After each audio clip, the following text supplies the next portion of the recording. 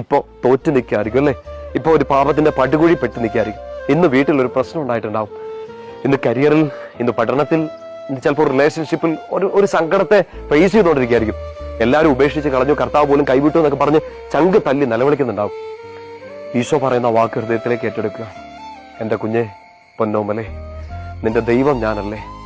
ഇടറരുത്, കരയരുത്, പതറരുത്, അഭയമേകാൻ ഞാൻ നിന്റെ കൂടെയുണ്ട്. ഫെബ്രുവരി 13:5-6 ഒരു കാരണവശാലും ഞാൻ നിന്നെ കൈവിടില്ല, നിന്നെ പരിത്യജിക്കില്ല, നിന്നെ ഉപേക്ഷിക്കില്ല. എന്നൊരു കാര്യം കൂടെ ചെയ്യണേ.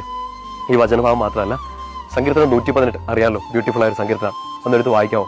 വായിച്ചിട്ട് ഈശോ നിങ്ങളോട് സംസാരിക്കുന്ന ഒരു വചനം ഉണ്ടാവും. ഈശോയുടെ പ്രിയപ്പെട്ട കൊച്ചിനോട് ഈശോ പേഴ്സണലായിട്ട് സംസാരിക്കുന്ന ഒരു വചനം ഇന്ന് വായിക്കുമ്പോൾ കിട്ടും. 118 സങ്കീർത്തനം, Psalm 118.